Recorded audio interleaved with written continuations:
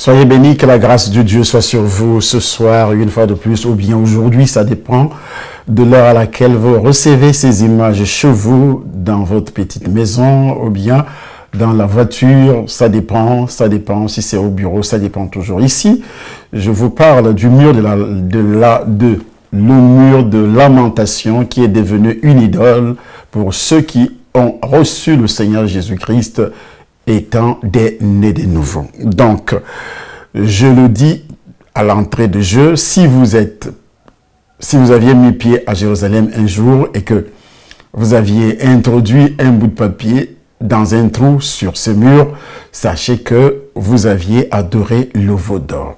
Je dis bien, je précise, le veau d'or. Pourquoi? Parce que, voici ce qui est écrit, Hébreux chapitre 7, à partir du verset 8, à partir du verset 20. Et cela n'a pas eu lieu sans serment, car les Lévites sont devenus sacrificateurs sans serment, mais Jésus l'est devenu avec serment par celui qui lui a dit, le Seigneur a juré et il ne se repentira pas. Tu es sacrificateur pour toujours, selon l'ordre de Melchisédek. Jésus est par cela même le garant d'une alliance plus excellente. De plus, il y a eu des sacrificateurs en grand nombre, parce que la mort les empêchait d'être permanents. Mais lui, Jésus, parce qu'il demeure éternellement, possède un sacerdoce qui n'est pas transmissible. C'est aussi pour cela qu'il peut sauver parfaitement ceux qui s'approchent de Dieu par lui. Par qui? Par Jésus, étant toujours vivant pour intercéder en leur faveur.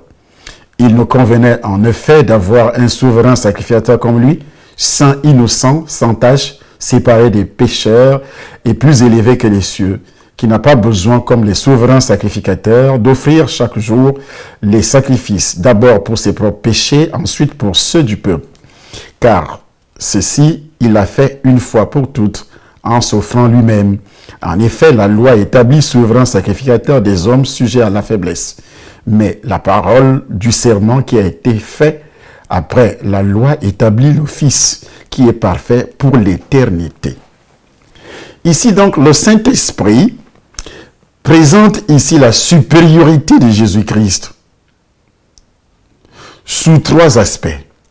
Il est le garant d'une alliance plus excellente et il est le sauveur éternel et il est saint et sans péché.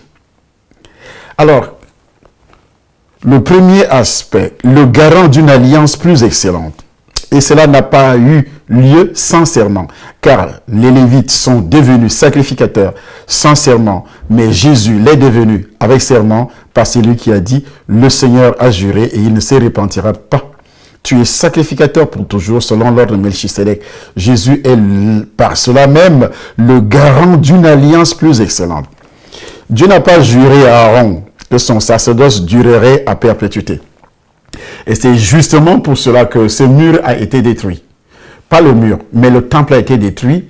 Et il ne restait que cette idole que beaucoup de pasteurs, que beaucoup d'hommes de Dieu se rendent à Jérusalem aujourd'hui pour aller donc adorer cette idole. J'ai vu beaucoup d'hommes de Dieu que je respecte qui ont adoré ce bout de parpaing ou bien de pierre, je ne sais quoi, et qui ont introduit les bouts de papier. Et ceci n'est pas du tout normal. Pourquoi? Parce que le Dieu que nous servons, le Dieu d'Abraham, le Dieu d'Isaac, le Dieu de Jacob, ne nous permet plus, pas du tout, à revenir, à adorer de nouveau ce genre de choses. Selon ce qui a été dit tout à l'heure,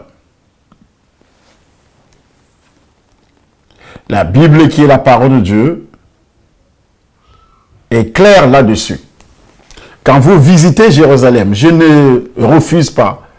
Aller à Jérusalem, aller visiter Jérusalem, c'est une bonne chose. Mais lorsque vous commencez à visiter Jérusalem, pour aller prendre des soi-disant baptêmes dans le Jourdain, alors que Jésus-Christ avait déjà touché votre cœur avait déjà été touché Et puis lorsque le cœur a été touché par l'évangile, allez annoncer la bonne nouvelle du salut à toute la création. Et votre cœur a été touché par l'évangile. Et vous avez été délivré du péché originel, des péchés héréditaires, la vaine manière de vivre que nous avions hérité de nos pères, 1 Pierre chapitre 1er verset 18, et nos propres péchés selon 1 Jean chapitre 1er, du verset 8, verset 9, chapitre 2, à partir du premier verset, deuxième verset, troisième verset. Vous avez déjà été pardonné, libéré du péché originel, selon l'héritage que Adam nous avait légué. Et puis, c'est seulement le sang de Jésus. Et pourquoi c'est seulement le sang de Jésus? Nous allons faire des analyses tout à l'heure. Après avoir reçu ce baptême, et vous repartez donc à Jérusalem quelques années plus tard, vous apercevez le Jourdain, là où Jésus-Christ s'est fait baptiser, avait reçu son baptême. Vous dites, non, moi aussi, je dois me rebaptiser. Donc, vous mettez en question le premier baptême, parce que Jésus-Christ s'est baptisé ici. Il n'y a pas un seul verset qui dit aujourd'hui que si vous acceptez Jésus, allez prendre votre baptême à Jérusalem. Non, ce n'est pas écrit dans la Bible. Ou bien, vous serez sauvés seulement si vous prenez votre baptême là où Jésus-Christ avait été baptisé. Ce n'est pas écrit. On a baptisé l'unique Éthiopien, pas dans le Jourdain. On a baptisé beaucoup d'autres personnes, ce n'était pas dans le Jourdain. Et les milliards de personnes qui sont sauvées dans le monde, ce n'est pas dans le Jourdain. Ou bien sur la place précise où Jésus-Christ avait reçu son baptême.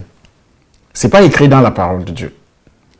Car j'ai vu des images où les gens ont repris le baptême, ont refait leur baptême pour la deuxième fois, après avoir reçu le premier baptême, le baptême de la nouvelle naissance. Le baptême, en principe, ne sauve personne. Le baptême, c'est tout simplement un engagement d'une bonne conscience envers Dieu qui nous sauve. Pourquoi ça nous sauve? Parce que il y a eu un premier engagement, une première identification du péché originel lorsqu'on a été touché, après avoir entendu la bonne nouvelle, selon Romains chapitre 10, à partir du verset 8, que dit-elle donc? La parole est près de toi, dans ta bouche et dans ton cœur. C'est la parole de la foi que nous prêchons. Si tu confesses de ta bouche le Seigneur Jésus, et si tu crois dans ton cœur que Dieu l'a ressuscité des morts, tu seras sauvé. Deux choses entrent en jeu, votre cœur et votre bouche. Et puis après, troisièmement, vous prenez donc le baptême. Que ce soit en Afrique, que ce soit en Europe, partout où vous prenez le baptême, c'est ce baptême qui compte. Et non le deuxième qui représente une idole. Vous savez, le Satan, le diable est tellement rusé. Il y en a d'autres également. Jésus n'a jamais dit que lorsque vous irez à Jérusalem et que vous allez visiter la tombe là où il est ressuscité, vous entrez dans cette tombe, vous pouvez même vous allonger sur la place où il était couché, mais cela ne fait pas de vous un enfant de Dieu. Pas du tout. Mais il y a des gens religieusement qui vont en Israël et qui font la même chose. Et c'est très dangereux. Je précise bien, très très dangereux. Ceux qui font ça sont en train d'insulter le Seigneur Jésus-Christ.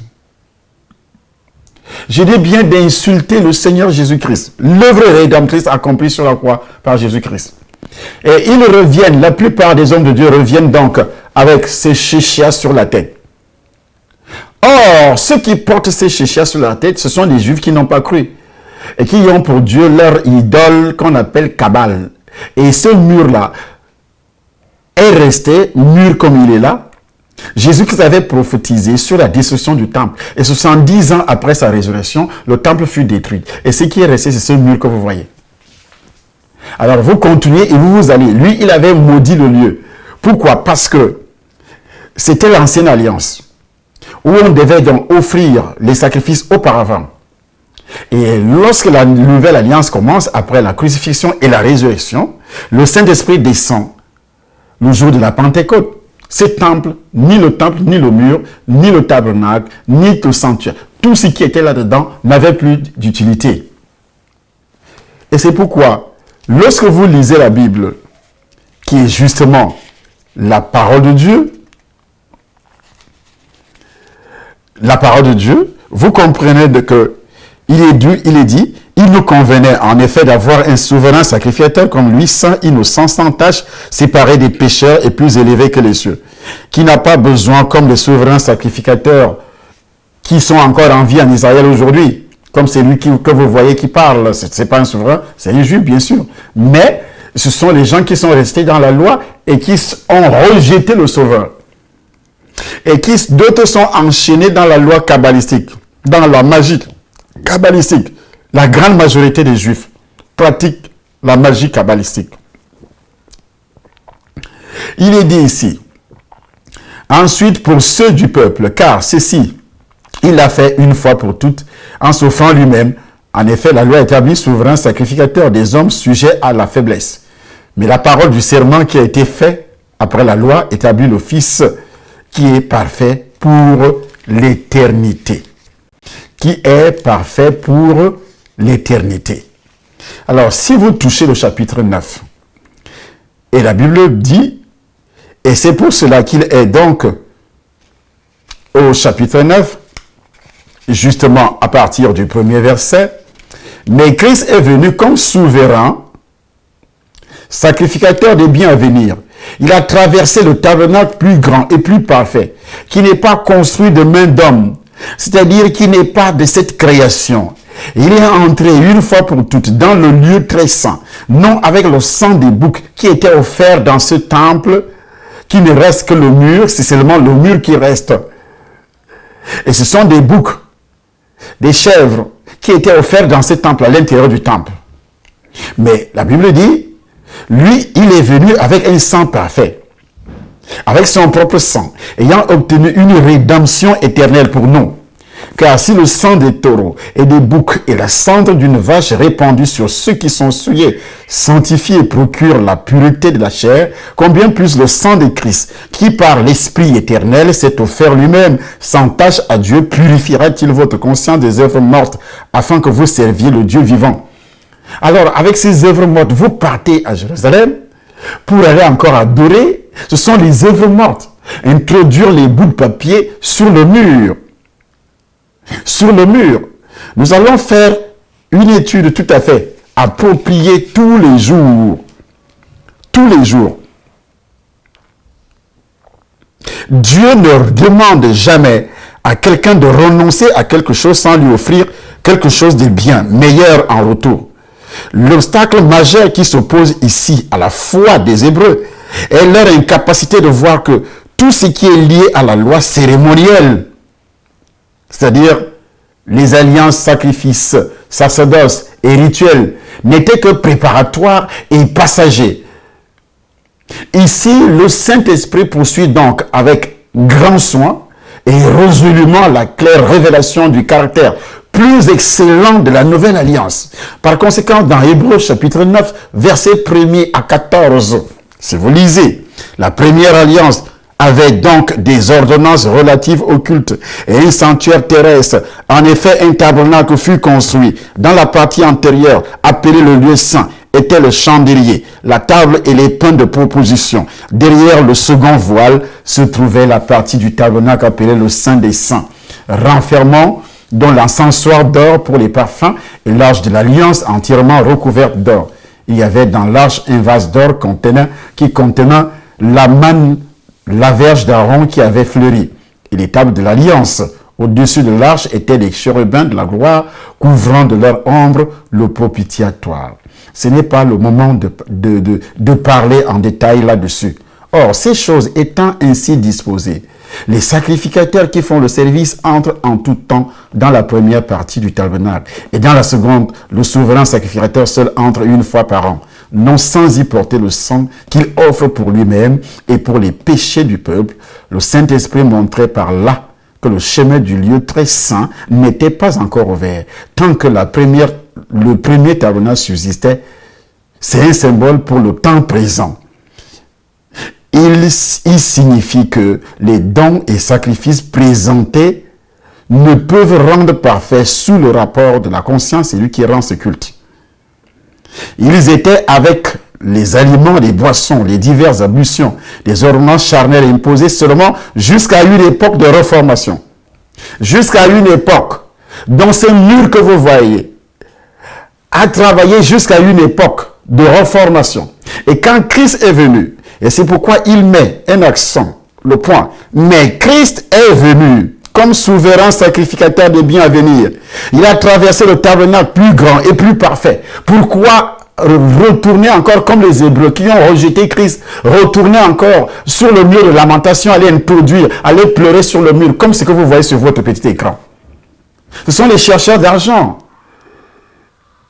Mais comment les pasteurs nés de nouveau, les hommes de Dieu nés de nouveau, peuvent oser aller se mettre là, à côté de ce mur, introduire les bouts de papier, commencer à prier.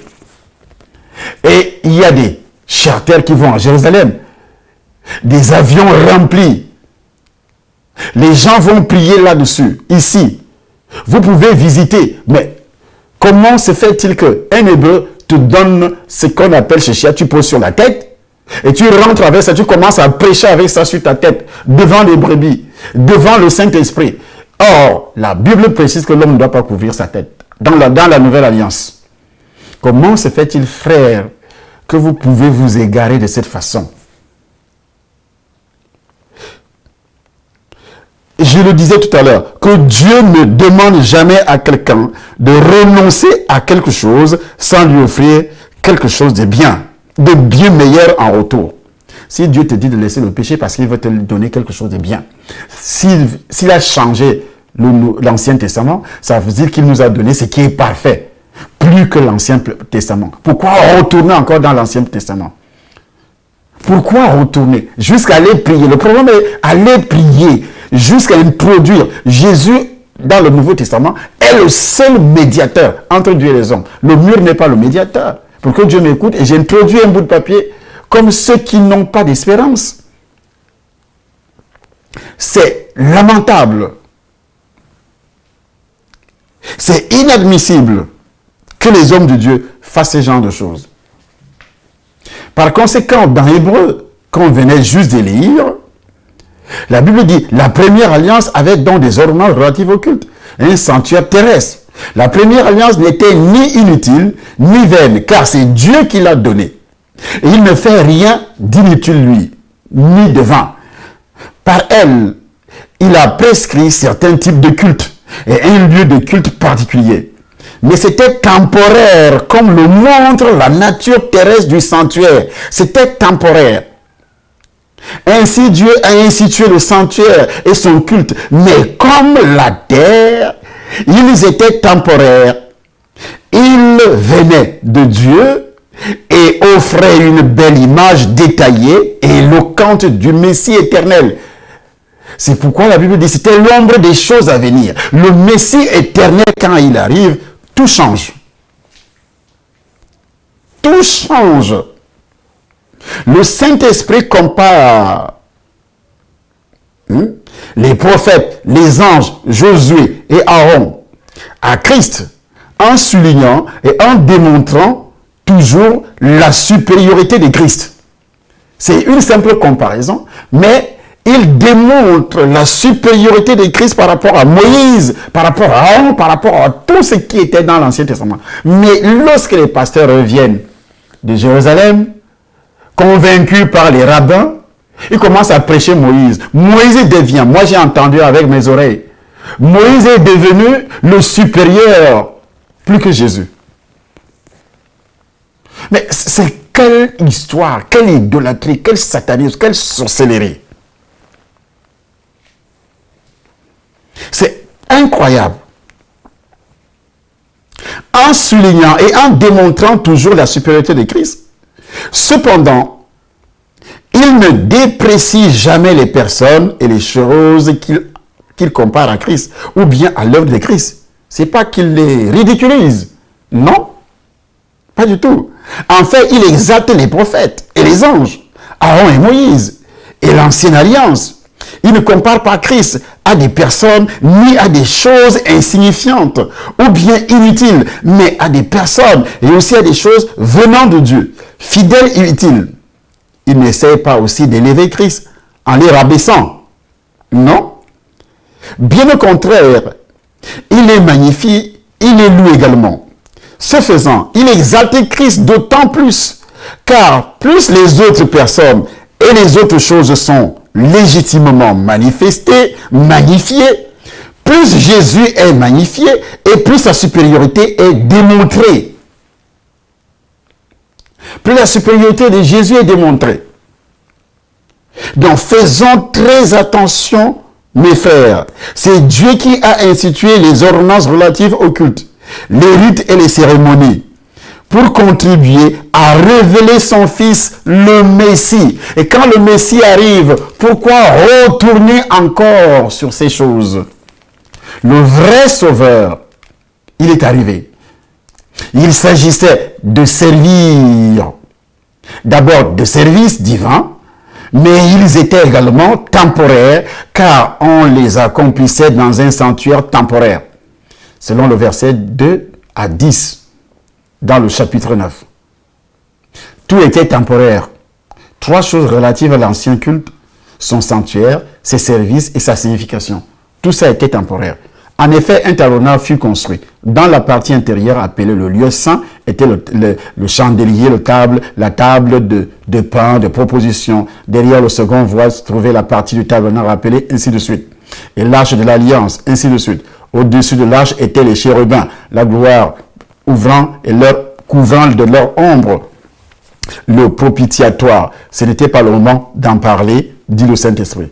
Voilà une brève description de l'ancien sanctuaire. D'abord le tabernacle, puis le temple. Toutefois, ici l'accent est mis sur le tabernacle, qui était le premier sanctuaire, et aussi le plus temporaire et le plus terrestre. Il illustre donc mieux l'idée de l'auteur, confectionné principalement de peau et conçu pour être transporté même du point de vue humain. C'était l'absence, donc le Saint-Esprit montrait par là que tout ceci est temporaire. Regardez, les gens prient en touchant le mur.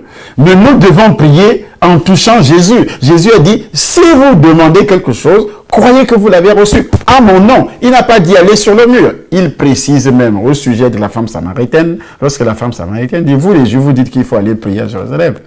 Mais Jésus-Christ dit, ni à Jérusalem, ni sur les montagnes. Mais le vrai adorateur adore le Père en esprit, en vérité. Esprit veut dire l'Esprit de Dieu. Lorsque tu es né de nouveau, tu reçois donc l'Esprit de Dieu. Parce que tu n'avais pas l'Esprit de Dieu comme Corneille qui n'avait pas l'Esprit de Dieu auparavant, mais il priait.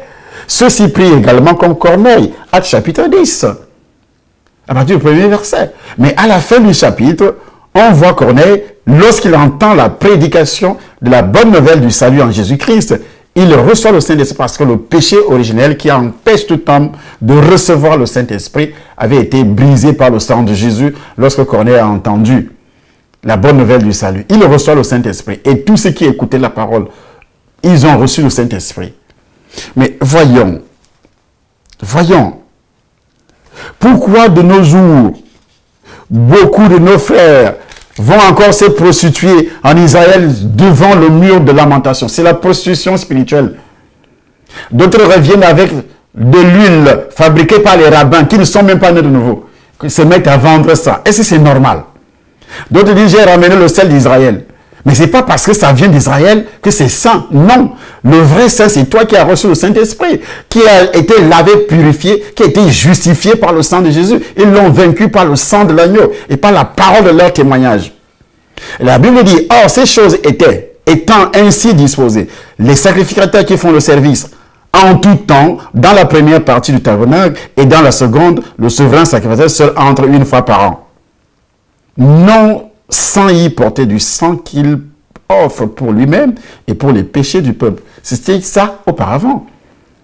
Alors, pourquoi Jésus-Christ va prophétiser pour la destruction du temple? Et c'est ce mur-là qui est devenu votre idole, vous les enfants de Dieu, qui vont à Jérusalem.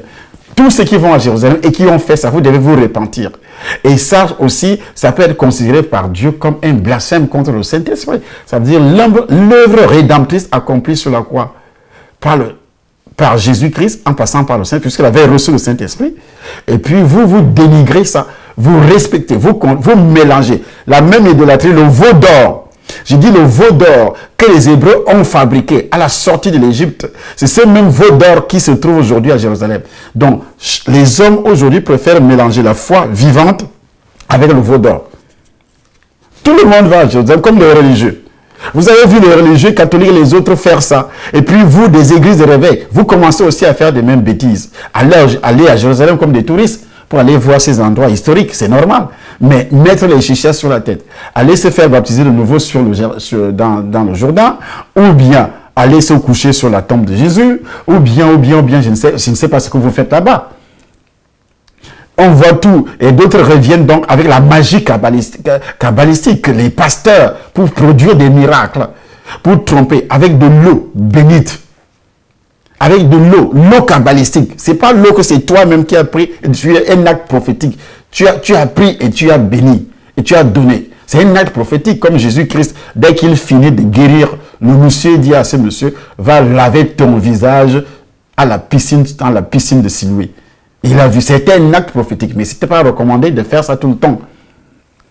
Mais pourquoi? La Bible dit, le Saint-Esprit montrait par là que le chemin du lieu très saint n'était pas encore ouvert. C'est pourquoi nous donnons les détails sur le premier tabernacle, ce qui était dans ce temple-là. Par l'illustration de l'ancien sanctuaire et de ses services, le Saint-Esprit enseigne au moins 3 choses. Premièrement, dans l'ancienne alliance, l'adoration de Dieu était limitée car on n'avait pas accès. On n'avait pas accès auprès de Dieu. Le peuple et même le souverain sacrificateur ne pouvaient s'en approcher que jusqu'à un certain point. Donc ce mur que vous voyez là, vous sépare déjà de Dieu. Vous les pasteurs, répentez-vous, je vous le dis, répentez-vous sincèrement. Vous avez pris ce mur-là, ça veut dire que vous êtes séparés de Dieu là où vous êtes. Tout homme qui est allé à Jérusalem et qui a prié devant ce mur a été réellement séparé de Dieu. Il y a un seul médiateur. 1 Timothée chapitre 2. À partir du premier verset jusqu'au verset 5. Un seul médiateur reconnu par Dieu. Jésus-Christ homme. Mais comment se fait-il que vous lisez la Bible et vous faites également comme, regarde ce juif-là, je montre mon doigt, qui est en train de cogner le front sur le mur. Et vous allez faire la même chose, vous les chrétiens.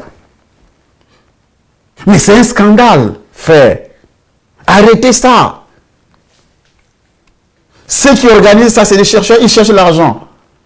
Et puis vous payez les billets d'avion pour rien, vous arrivez là-bas pour rien, et vous entrez en enfer avec joie. Devant une idole.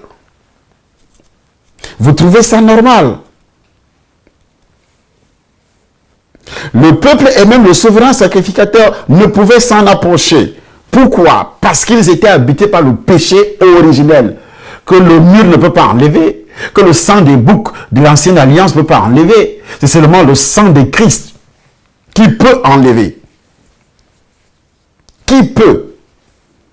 Deuxièmement, l'Esprit veut établir que les anciens sacrifices accomplissaient une purification imparfaite. Les Israélites ne savaient jamais réellement s'ils étaient pardonnés. On abandonnait le bouc émissaire dans le désert, mais il y avait toujours la possibilité qu'il retrouve son chemin et qu'il revienne au camp. Il y avait aussi cette perte d'identité. Nous sommes enfants de Dieu aujourd'hui. Pourquoi? Parce que le péché originel a été détruit, la malédiction originelle, le mur, c'est-à-dire la séparation que le péché originel avait provoqué entre Dieu et les hommes, cette séparation a été brisée. C'est pourquoi, le jour de la résurrection, de la mort du Seigneur, le rideau qui était au temple a été divisé en deux. Le chemin du ciel était déjà ouvert. Troisièmement, l'Esprit enseigne que l'ancienne alliance était temporaire, que le bouc émissaire retrouve ou non le chemin du retour, les sacrifices quotidiens et annuels devaient tous être répétés. L'ancienne alliance était limitée, imparfaite et temporaire. La nouvelle alliance, par contre, devait donc couvrir tous les croyants du passé pour leur procurer l'accès direct auprès du Père par le canal du sang de Jésus, la purification des péchés et le salut permanent. Quand on dit péché, commençant par le péché originel, vous devez, si vous n'aviez pas identifié la présence du péché originel le jour que vous avez accepté le Seigneur, c'est pourquoi vous allez encore en Israël, parce que vous n'êtes pas sauvé, vous n'avez pas le salut. Le jour que vous aviez accepté le Seigneur, est-ce que vous aviez identifié la présence du péché originel dans votre vie qui vous avait condamné depuis votre enfance? C'est pourquoi d'autres viennent rendre témoignage. Oui, je suis mort et puis j'ai vu les bébés que les femmes ont avortés, je les ai vus au ciel. Ils ont fait comment pour aller au ciel? Arrêtez de mentir. Si vous ne connaissez pas la parole de Dieu, un bébé, la Bible dit tous seront péchés. Le jour que le bébé entre dans le ventre d'une femme, le jour de la conception, ce bébé est déjà pollué. Si sa mère n'est pas née de nouveau, si le père n'est pas né de nouveau. C'est pourquoi 1 Corinthiens chapitre 7 dit, si une femme ou un homme, vous êtes mariés et vous faites un enfant, si l'un de vous est sauvé, le père est sauvé ou bien la mère est sauvée, vos enfants sont saints. Saints par rapport à quoi? Pas par rapport aux œuvres, pas par rapport aux actes, par rapport à votre nature pécheresse, que le péché adamique est détruit dans la vie de ses enfants parce que le Père est saint. Comme Jésus qui va naître, Jésus n'avait pas un père biologique, c'est pourquoi il n'a pas hérité la nature adamique. Le péché originel n'a pas touché. Est-ce que vous comprenez pourquoi un enfant qui est né dans un couple dont le père est né de nouveau et la mère n'est pas née de nouveau, ou bien la mère est née de nouveau ou le père n'est pas né de nouveau, si l'une de ces personnes est née de nouveau, l'enfant qui va naître est considéré comme saint. Lisez 1 Corinthiens chapitre 7, vous allez trouver ces versets là-dedans. Comment se fait-il que vous êtes donc nés de nouveau, vous les pasteurs, et puis vous retournez encore dans l'ancienne alliance? Vous êtes déchus de la grâce. Pas d'accès auprès de Dieu. Une purification limitée. Tant que subsistait le tabernacle, il n'y avait pas d'accès à la présence de Dieu. Le peuple ne pouvait même pas entrer dans le lieu saint, dont encore moins dans le lieu très saint. Le tout visait à prouver que sans rédemption, sans rédempteur, pour parler de rédemption, il faut d'abord un rédempteur. Sans rédempteur, sans Messie, sans sauveur, il n'y avait pas d'accès auprès de Dieu. Le Saint-Esprit enseigne ici l'impossibilité d'avoir accès auprès de Dieu sans sacrificateur parfait. Et c'est Christ qui est le sacrificateur parfait, sans sacrifice parfait, sans alliance parfaite. En ne permettant pas au peuple d'aller au-delà du parvis extérieur, Dieu illustre que, par le judaïsme, il n'y a pas d'accès auprès de lui, mais seulement un symbole d'accès. Un symbole, mais il n'y a pas d'accès par le judaïsme. Pourquoi vous vous rendez à Jérusalem, messieurs, mesdames, je ne sais pas, pour aller prier auprès des idoles? Ce n'est que quand Jésus est mort et qu'il est monté au ciel, qu'il a amené des captifs et qu'il a donné aux croyants accès à la présence de Dieu. C'est pourquoi il est dit, étant monté dans les hauteurs, il a amené des captifs, il a fait des dons aux hommes. Or, que signifie il est monté sinon qu'il est aussi descendu dans les régions inférieures de la terre? Éphésiens chapitre 4, versets 8 à 9. Voilà la source du plein accès auprès de Dieu qui nous est accordé en vertu du sacrifice parfait de Jésus, de son sacerdoce parfait. Et ce sacerdoce qui n'est pas transmissible. Le pape ne peut pas jouer le rôle. Pierre ne peut pas jouer le rôle. Le pape a le péché originel dans son sang et d'autres péchés qu'il commet tous les jours. Y compris le péché du mensonge où il a dit que Marie est montée au ciel. C'était un mensonge. C'était un mensonge, je parle du pape. Marie n'est jamais montée au ciel avec son corps. Elle monte au ciel comme tout le monde parce qu'elle a reçu Jésus comme sauveur de son âme, délivré du péché. Il faut arrêter. Une purification imparfaite, l'ancienne alliance, malgré toutes les cérémonies et tous les rituels, on ne pouvait accomplir l'expiation parfaite du péché. L'imperfection particulière, donc, il est question dans le présent passage, est celle de la conscience. L'ancienne alliance était imparfaite à tous égards, mais l'auteur n'a choisi que certains éléments pour étayer son point, selon le verset les versets qu'on a lus tout à l'heure. C'était le symbole. Une purification temporaire, l'ancienne alliance. Mais Christ est venu comme souverain sacrificateur des biens à venir.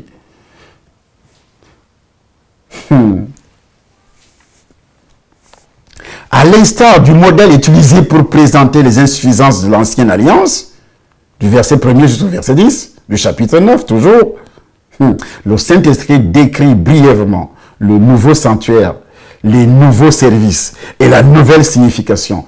Comme toujours, il ne cherche pas à rabaisser ce qui est ancien, mais à en démontrer l'insuffisance en tant qu'ombre des choses à venir, pour condenser et parapher les versets 13 et 14. C'est comme si le Saint-Esprit disait, si ces choses anciennes étaient si bonnes en tant que symbole, combien plus les vraies choses qu'elles symbolisaient le sont-elles? Si l'alliance extérieure physique et temporaire atteignait si bien son but, combien plus l'alliance intérieure spirituelle et éternelle atteindra-t-elle le sien? Mais Christ est venu comme souverain sacrificateur des biens à venir. Il a traversé le tabernacle. Tout d'abord, en tant que souverain sacrificateur céleste, Christ dispose d'un sanctuaire infiniment plus grand pour exercer son ministère. C'est Dieu qui avait conçu l'ancien tabernacle, mais ce sont des hommes qui l'ont construit à partir de matériaux du monde physique actuel, pour l'époque et pour le but qu'il devait atteindre. Il était impressionnant, n'est-ce pas? En outre, à l'intérieur, où seuls les sacrificateurs pouvaient entrer, il était sans doute très beau. Alors, le ciel est le tabernacle plus grand et plus parfait, qui n'est pas construit de main d'homme. Christ œuvre pour nous au ciel, dans la salle du trône de Dieu et à la droite de Dieu. Qui est assis à la droite de Dieu? Ce n'est pas Christ. Et il fait quoi? Les anciens sacrificateurs devaient entrer une seule fois dans le lieu saint pour le peuple, mais non avec le peuple. De même, le souverain sacrificateur devait entrer seul dans le lieu très saint. Il ne pouvait pas même y entrer avec d'autres sacrificateurs. Mais notre sacrificateur, Jésus-Christ Nazareth céleste, gloire à Jésus, fait entrer tout son peuple avec lui jusqu'à l'intérieur du sanctuaire. Il nous fait entrer dans le sanctuaire, des sanctuaires, dans le ciel même, non dans la présence symbolique de Dieu, mais dans la présence réelle de Dieu. Non seulement, je dis bien dans la présence réelle de Dieu. Si nous sommes croyants, alors, il nous a déjà pris avec lui. Mais Dieu qui est riche en miséricorde, à cause du grand amour dont il nous a aimés, nous qui étions morts par nos offenses, nous a rendus vivants avec Christ. Il nous a ressuscités ensemble, il nous a fait asseoir ensemble dans les lieux célestes en Jésus-Christ. Éphésiens chapitre 2, versets 4 à 6. C'est quand nous avons été sauvés que Christ nous a amenés dans la présence du Père, ou spirituellement parlant. Nous vivons déjà avec lui et vivrons éternellement avec lui. Nous vivons déjà dans les lieux célestes, dans la présence de Dieu, dans la salle du trône et dans son sanctuaire, car nous sommes concitoyens des cieux. Philippiens chapitre 3, verset 20. Frères, qu'est-ce que vous faites sur les murs de lamentation? La Bible dit, et il est entré une fois pour toutes dans le lieu très saint, non avec le sang des boucs et des veaux, comme ce qui était fait dans l'Ancien Testament, dans ce temple qui a été brisé, mais avec son propre sang, ayant obtenu une rédemption éternelle. Comment Christ œuvre-t-il dans son sanctuaire céleste? Qui fait-il? Comme notre souverain sacrificateur éternel, il accomplit essentiellement trois choses. Premièrement, il œuvre avec son propre sang et non avec celui des animaux sacrifiés dans l'ancien temple, car le sacrificateur était le sacrifice. Deuxièmement, il accomplit son sacrifice une fois pour toutes, donc pour tous les êtres humains de tous les temps, Troisièmement, il a obtenu une rédemption éternelle, permanente. Par un seul acte de rédemption, il a expié les péchés passés, présents et futurs.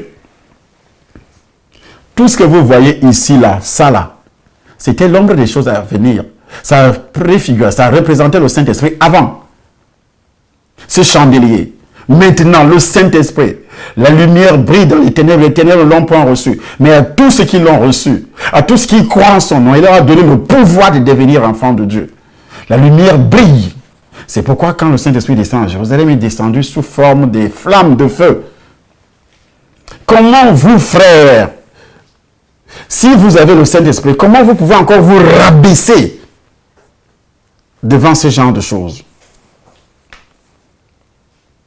Car si le sang des taureaux et des boucs et la cendre d'une vache répandue sur ceux qui sont souillés sanctifie et procure la pureté de la chair, combien plus le sang de Christ, qui par l'Esprit éternel s'est offert lui-même sans tache à Dieu, purifiera-t-il votre conscience des œuvres mortes, afin que vous serviez le Dieu vivant?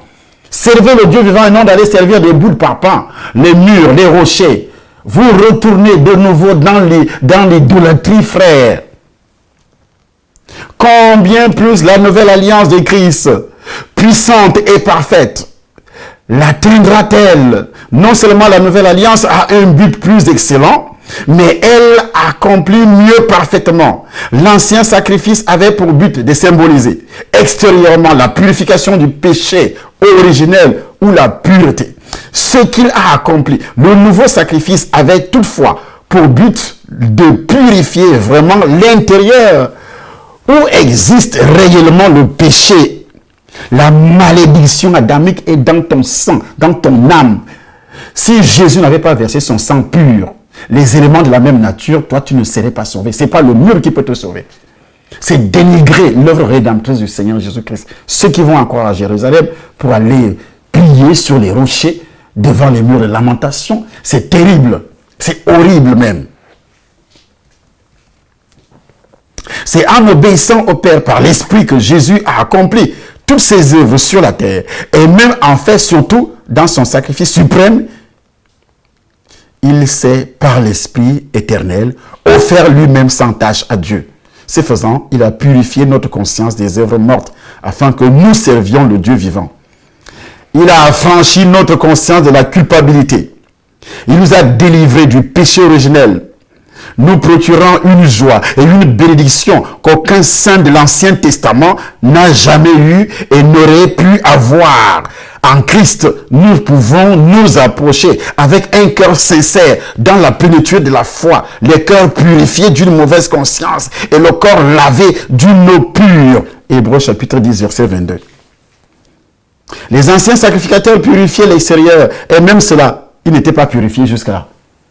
Moïse avait le péché originel, c'est pourquoi personne n'est monté au ciel. C'est pourquoi Jésus-Christ dit, à part celui qui est descendu, personne n'est monté. Ils n'étaient pas au ciel, ils étaient dans le sein d'Abraham. Tout ce qui mourait, David, Abraham lui-même, les Moïse, tout ce monde-là. Ils n'étaient pas au ciel, personne ne pouvait entrer au ciel, personne. Si Dieu acceptait une seule personne au ciel, toute la parole est fauchée. Toute la parole devient un mensonge. C'est pourquoi le diable a caché cette révélation à vos yeux. Et vous retournez encore sur les murs comme des catholiques, comme les gens qui n'ont pas le Saint-Esprit, comme des bouddhistes, comme tout le monde. Ils n'ont pas le Saint-Esprit parce qu'ils ne sont pas nés de nouveau.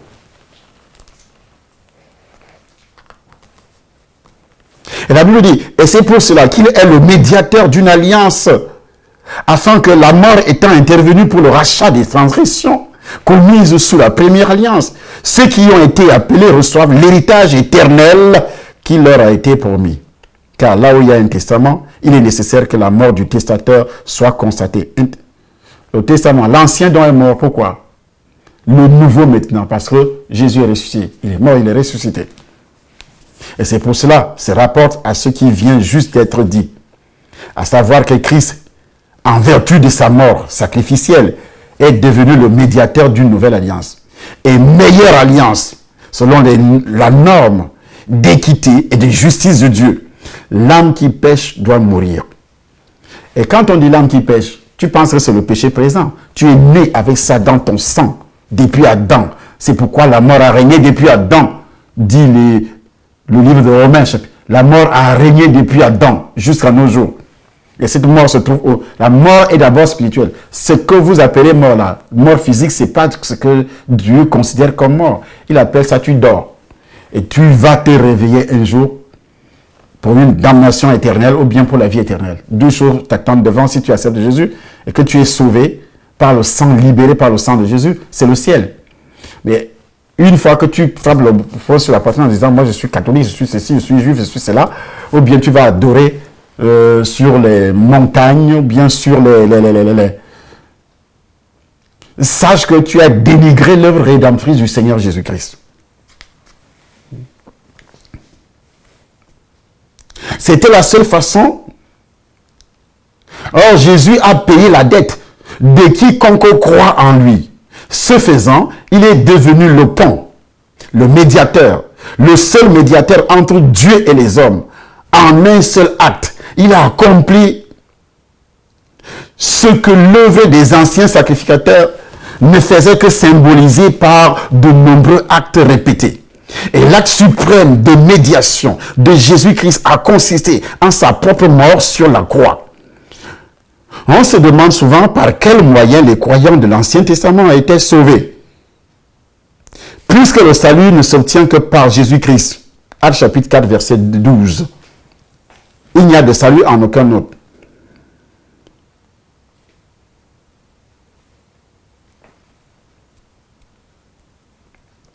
Ils étaient sauvés. Où? Les gens de l'Ancien Testament n'étaient pas sauvés. Vous êtes surpris. Vous êtes surpris. Ils n'étaient pas sauvés. Ils étaient gardés. Gardés, ils attendaient parce que Jésus-Christ, lorsqu'il est mort, il est allé annoncer l'évangile aux morts. Même tous les morts de l'Ancien Testament. Ils ont entendu l'évangile. Si Jésus n'était pas mort, il n'entrait pas au ciel. L'accès du ciel était fermé. À part celui qui est descendu, personne n'est monté. C'est Jésus qui ouvre le ciel. Le sang de Jésus, ce sacrifice qui ouvre le ciel pour les êtres humains, s'il vous plaît.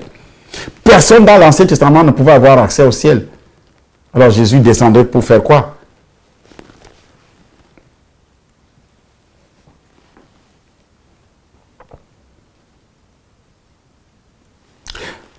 Une partie de l'œuvre que Christ a accomplie. Écoutez ce que dit la Bible.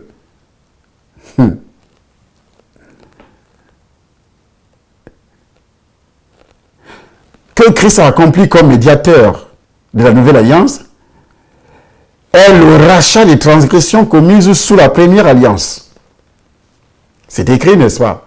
Le rachat des transgressions commises sous la première alliance. Donc, Christ est venu aussi racheter. Donc, que ce soit aujourd'hui, que ce soit dans l'ancienne alliance, en effet, une des premières choses que Jésus a accomplies par sa mort est la rédemption de tous ceux qui ont cru en Dieu sous l'ancienne alliance. De sorte qu'après la mort, qui n'avait été auparavant qu'une promesse, la promesse était certaine, garantie. Mais avant la mort expiatoire du Messie, elle n'était pas accomplie. C'est après la mort expiatoire du Messie que cette promesse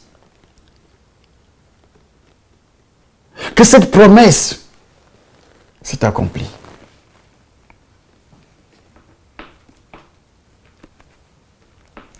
L'apôtre Paul dit la même vérité dans la même version. Dans Romains chapitre 3, où il enseigne que nous sommes gratuitement justifiés par sa grâce, par le moyen de la rédemption qui est en Jésus-Christ. C'est lui que Dieu a destiné à être victime propitiatoire par son sang pour ceux qui croiraient, afin de montrer sa justice, parce qu'il avait laissé impunis les péchés commis auparavant, au temps de sa patience. Romains chapitre 3, verset 24-25. Dieu est satisfait quand on place sa foi dans le sang que Christ a versé et non sur le mur. Or, comme son sang n'a été versé que des centaines ou même des milliers d'années après la mort de nombreux croyants de l'Ancien Testament, Leur salut leur a été, pour ainsi dire, crédité par leur foi obéissante en Dieu, ce que Jésus-Christ, leur Messie, a promis. Ce qu'il avait promis s'est accompli également. Car là où il y a un testament, il est nécessaire que la mort du testateur soit constatée. Voilà pourquoi c'est avec du sang que même la première alliance fut inaugurée.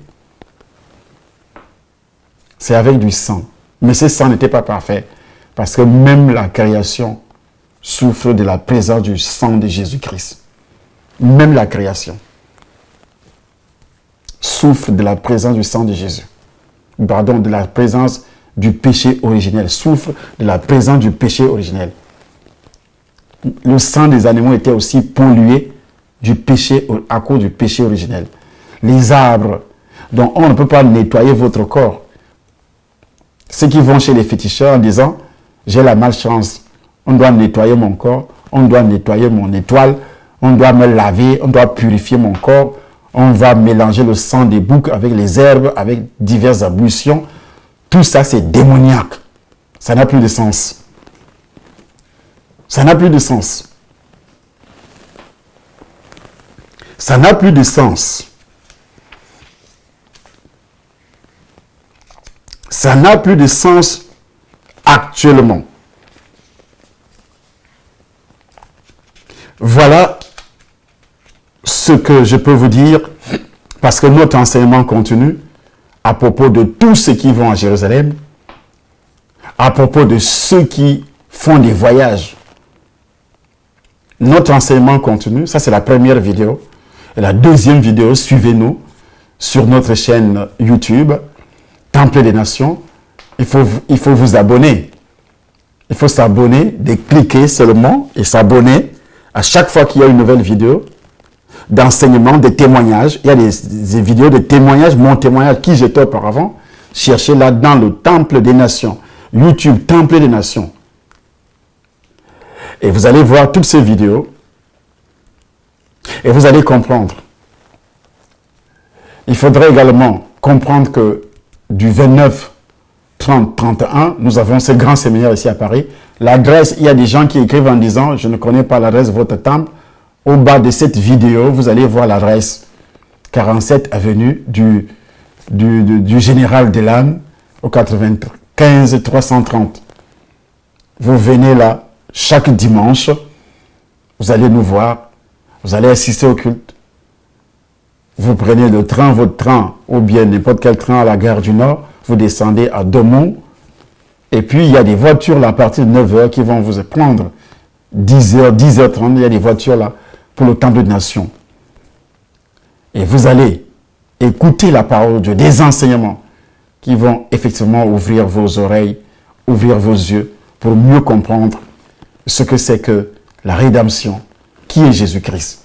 Que la puissance du Saint-Esprit continue à se manifester dans votre vie au nom puissant du Seigneur Jésus-Christ de Nazareth.